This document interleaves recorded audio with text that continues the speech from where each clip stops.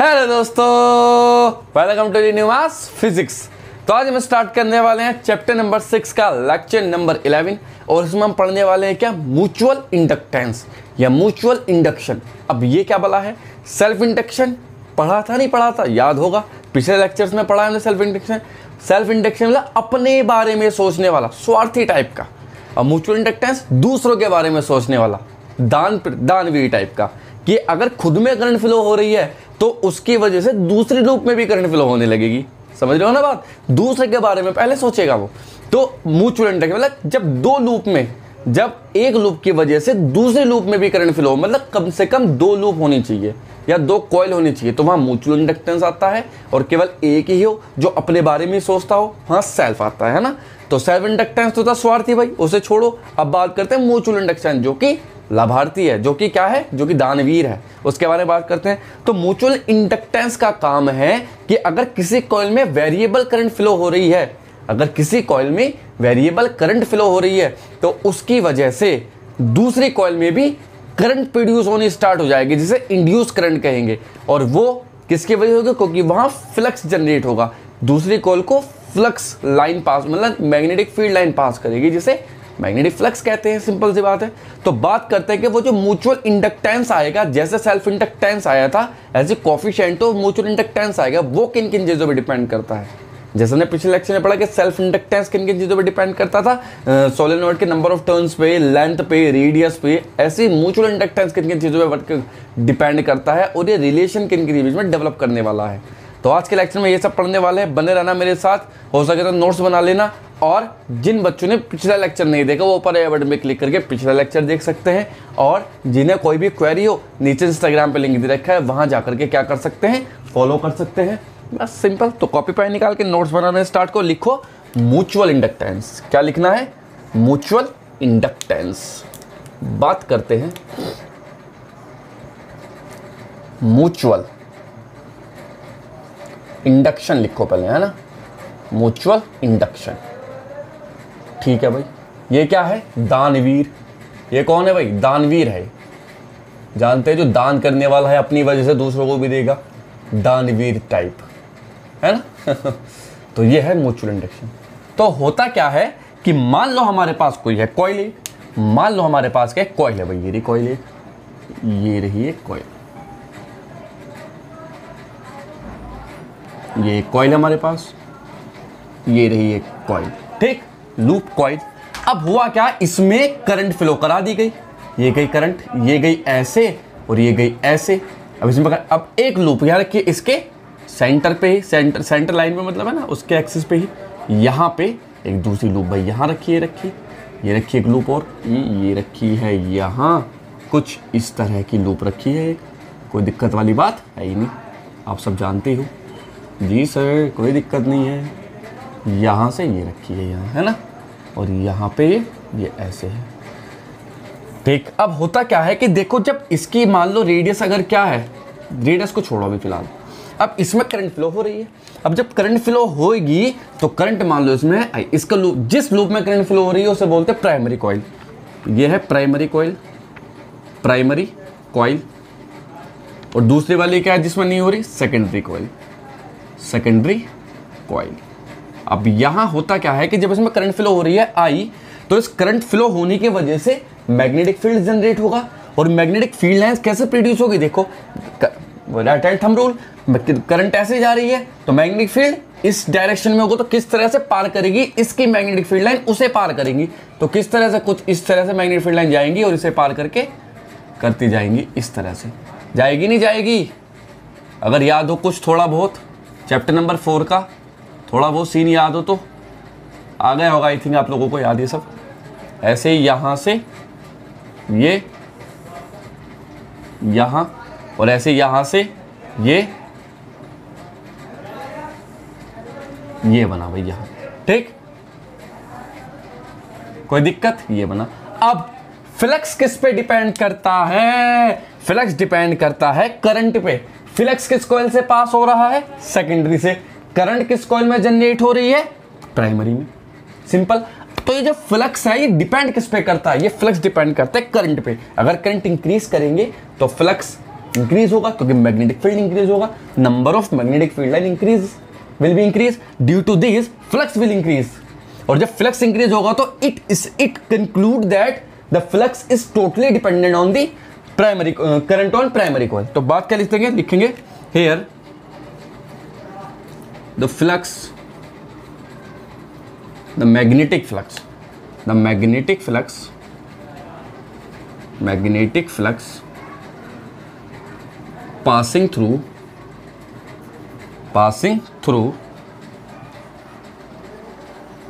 secondary coil is directly dependent on the current on primary coil, primary coil। तो हम क्या लिख सकते हैं इसमें, जब फ्लक्स हो, मान लो इस फ्लक्स का नाम है phi2 है ना, इस सब क्योंकि सेकेंडरी कॉइल है, तो क्या लिखेंगे phi2 is directly proportional to I primary coil. और फ्लक्स किसका है, सेकेंडरी का, या phi2 या इसे phi s भी कहे तो कोई दिक्कत वाली बात नहीं है। अब जब इस प्रोपोर्शनल के साइन को हटाएंगे तो क्या आएगा, एक कांस्टेंट। तो लिखो भैया phi s is equal to m into I P, बस इस m को ही पकड़ लो और यही m तुम्हें सारे सवालों का जवाब दे देगा, क्योंकि ये क्या है, यही दानवीर है। तो इसे पकड़ लेंगे तो क्या है, हम लिखेंगे where m is coefficient of mutual inductance। Unit इसकी भी हेनरी होगी, तो लिख कैसे सकते हैं, m can be written as phi s upon I P, ऐसे लिख सकते हैं। एंड इट्स यूनिट इज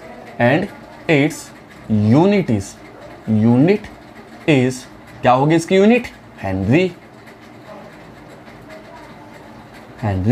इसे H से ही डिनोट करेंगे। ठीक, तो यूनिट हो गई हेनरी इसकी, कोई दिक्कत वाली। अब बात है कि जो म्यूचुअल इंडक्शन है, जो कि कोफिशिएंट ऑफ म्यूचुअल इंडक्टेंस से डिपेंड किन किन चीजों पे करता है, क्या ये फाई पे डिपेंड करता है, नहीं, क्योंकि फाई खुद डिपेंड करता है किस पे, इंटेंसिटी ऑफ करंट पे, मैग्नीट्यूड ऑफ करंट पे, कि करंट कितना ज्यादा है। If current is more than the flux passing through the secondary coil is also more, है ना। तो इसकी वजह से कह सकते हैं कि mutual coefficient of mutual induction does not dependent on the phi and also I P. ठीक, तो अब बात आती है कि फिर डिपेंड किस पे करता है, जब भी ना तो आई पे डिपेंड करता है ना ही फाई पे डिपेंड करता है, तो किस पे डिपेंड करता है, तो देखते हैं। अच्छा, एक बात और, इसे देखते हैं किस पे डिपेंड करता है वो तो देखेंगे। बात दूसरी है कि जब यहाँ फ्लक्स पास हुआ तो ये क्या चाहेगी कि फ्लक्स पास ना हो, क्योंकि अपोज करते हैं अकॉर्डिंग टू लींज लॉ। ठीक, तो इसके अंदर इंड्यूस ईएमएफ तो प्रोड्यूस हो ही जाएगा, इंड्यूस इस करंट की वजह से इस वाली कॉइल से फ्लक्स पास हुआ।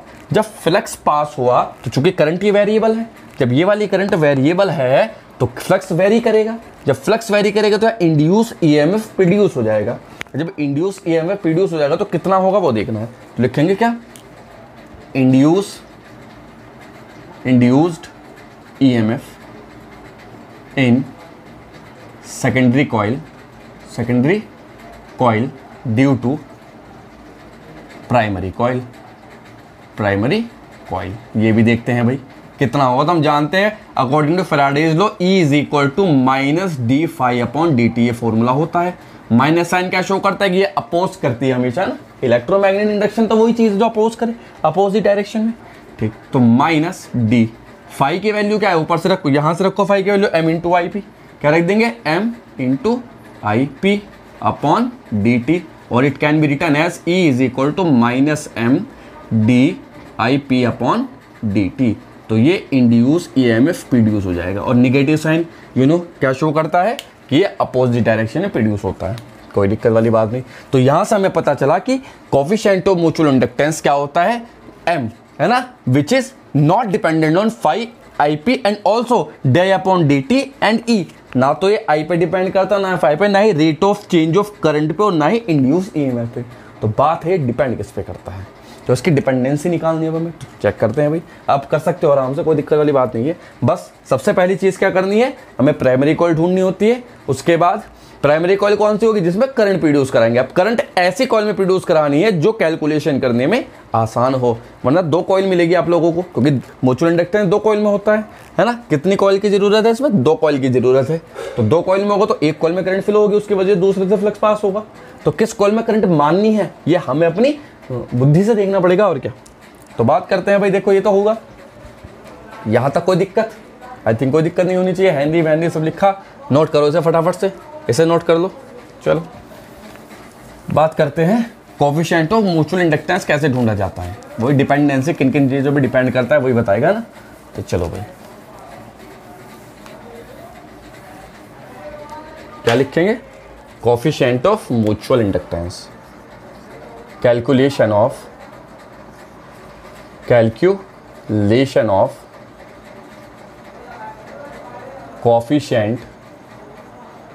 coefficient of mutual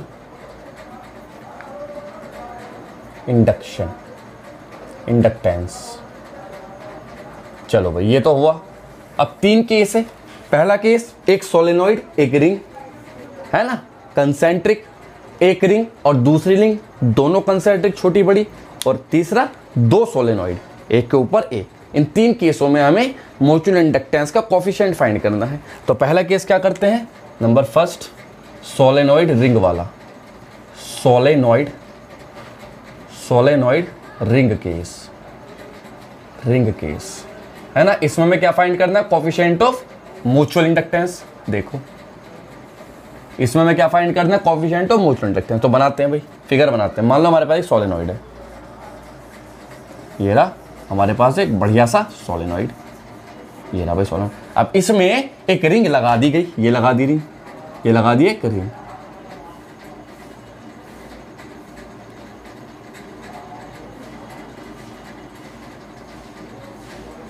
ये लगा दी गई एक रिंग, ये लगा दी एक रिंग।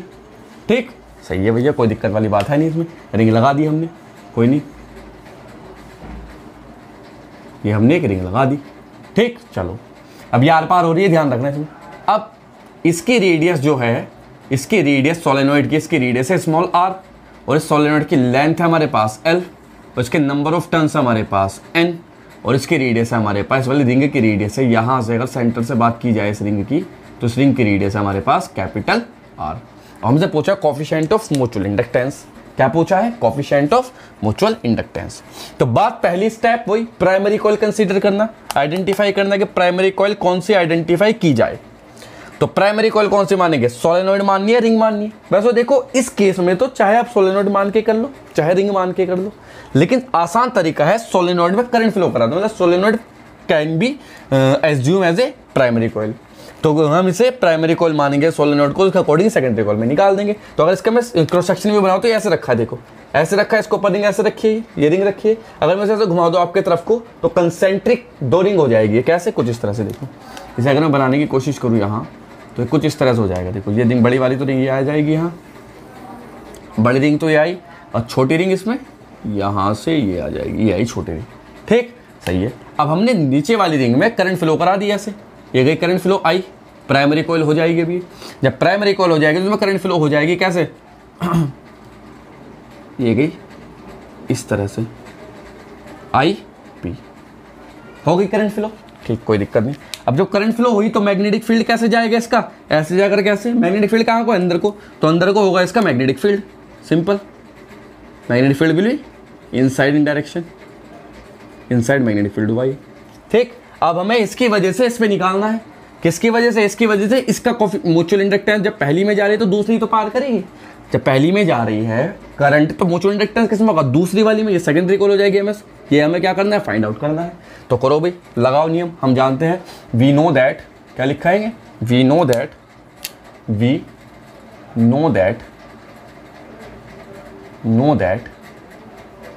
क्या पता है हमें, देख लो तले पर बन जाएगा।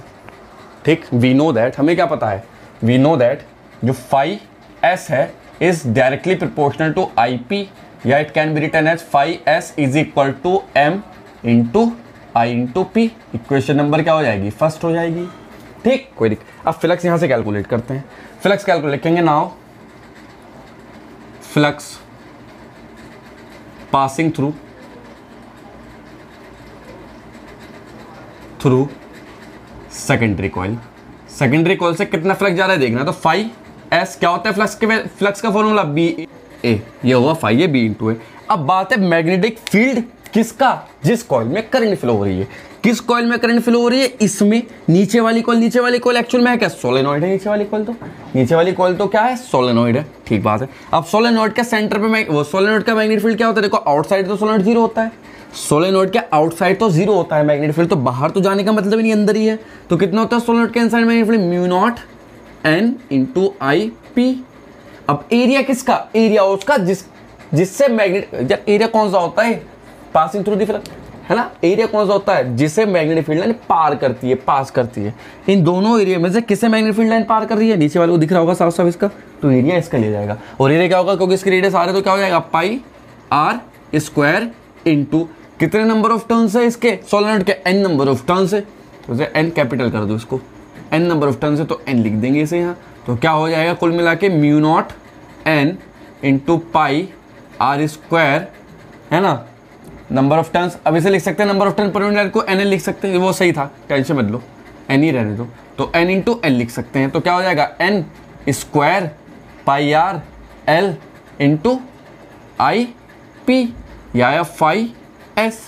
ठीक है, नंबर ऑफ टर्न्स पर यूनिट लेंथ था तो एनएल में टोटल आ जाएगा कवर हो करके। तो कुल मिला के यहाँ क्या हो जाएगा फाई। अब इसके अगर मैं कंपेयर करूँ कहाँ से, इक्वेशन नंबर सेकंड हो गई। अब लिखेंगे compare from equation first. Equation first से अगर कंपेयर की जाए तो क्या हो जाएगा, देखो ये हो जाएगा m can be written as mu naught N square pi R square L. तो ये हमारे पास म्यूचुअल इंडक्टेंस आया है किस किस का, सोलेनॉइड का और रिंग का। तो ये है भाई किन किन चीजों पे डिपेंड कर रहा है म्यूचुअल इंडक्टेंस, म्यू नॉट पे, नंबर ऑफ टर्न्स पे, रेडियस पे किसकी, सोलेनॉइड की, और लेंथ पे, सोलेनॉइड के लेंथ पे डिपेंड कर रहा है ना। तो आई बात समझने किन किन चीजों पे, ठीक है बढ़िया। केस सेकंड लेते हैं। सेकंड केस में कौन सा है, दो कंसेंट्रिक कॉइल के बीच का केस है ना। क्या है, two concentric ring, coefficient of mutual inductance for to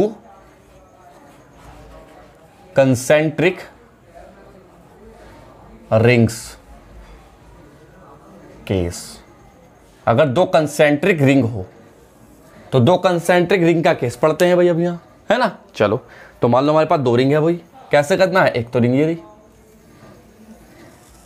एक रिंग ये रही,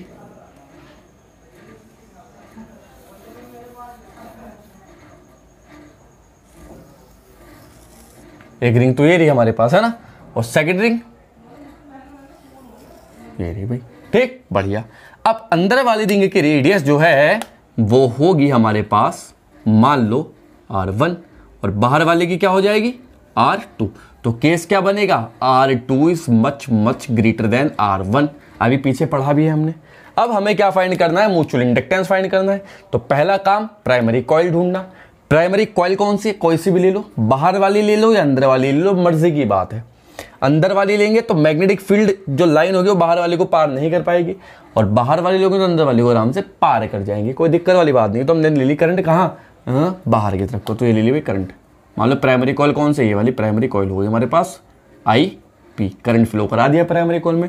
तो सेकेंडरी कॉइल हुई है, इसका फ्लक्स फाइंड करना है फाई एस, वो इसका म्यूचुअल इंडक्टेंस फाइंड करना है एम, इसका है ना, सेकेंडरी कॉइल का होगा। अब तो सिंपल सी बात है। तो जब करंट ऐसे फ्लो हो रही है तो मैग्नेटिक फील्ड कहाँ जाएगा, अंदर को।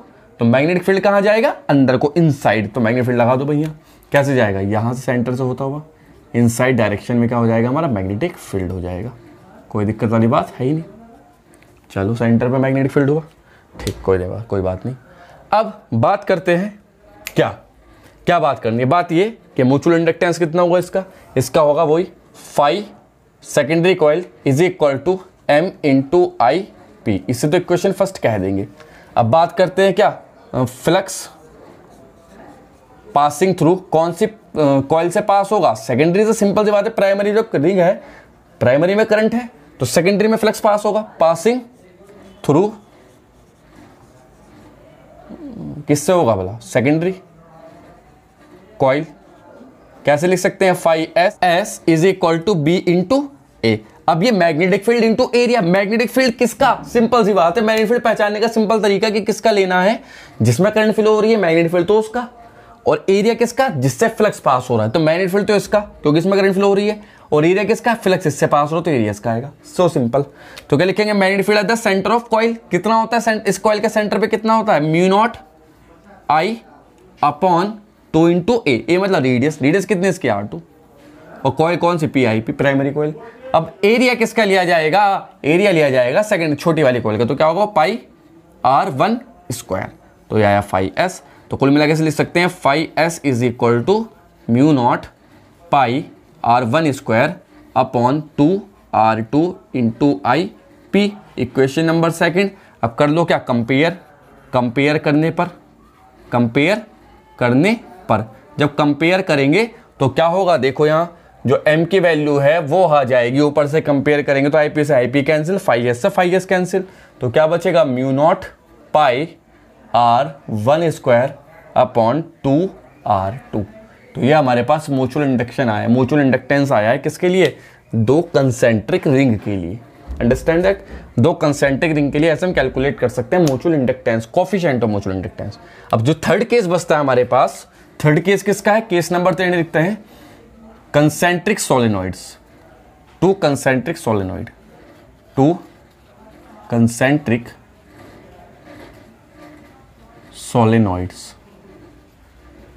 केस। टू कंसेंट्रिक सोलेनॉइड, तो दो सोलेनॉइड होंगे तो अलग अलग कलर से बनाने पड़ेंगे दोनों सोलेनॉइड, है ना। तो स्टार्ट करते हैं। देखो यहां मान लो हमारे पास एक सोलेनॉइड है, ये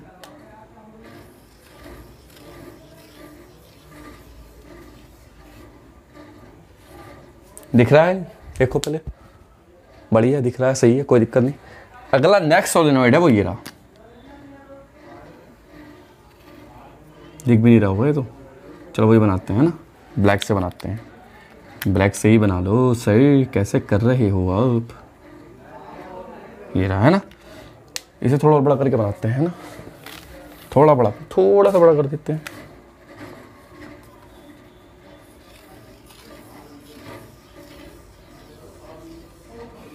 ये बना है ना, एक तो ये बना।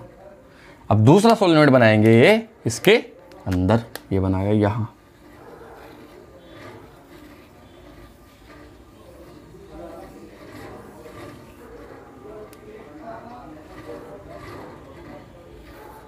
ये रहा सोलेनॉइड दूसरा, है ना, ठीक है, कोई दिक्कत नहीं। अब प्राइमरी कॉइल किसे मानना है, सेकेंडरी कॉइल किसे मानना है, ये देखनी है पहली बात तो। दूसरी बात देखो, दोनों की लेंथ जो होगी वो तो दोनों की सेम होगी, लेंथ तो L हो जाएगी दोनों की, ठीक। ऊपर वाले के नंबर ऑफ टर्न्स मान लो N1, अंदर वाले के नंबर ऑफ टर्न्स मान लो N2। इसमें ब्लू से लिख देता हूँ, इससे पहचान हो जाएगी कि ब्लू वाला नंबर ऑफ टर्न N1 किसका है।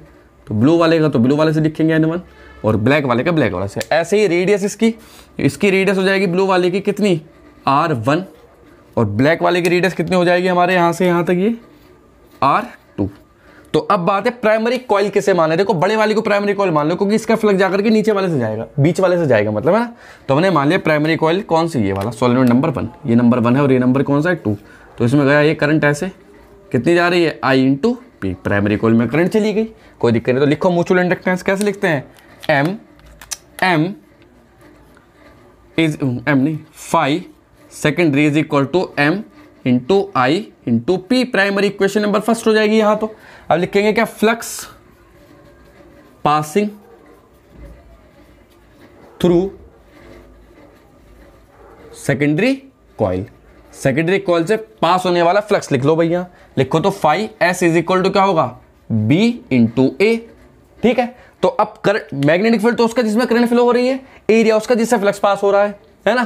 तो लिखो भाई यहां देखो, magnetic field phi S is equal to B. Magnetic field के केस में करंट पहले वाले में फ्लो हो रही है, तो क्या होता है इसका, mu naught N1 into I P, ऐसे होता है, सिंपल।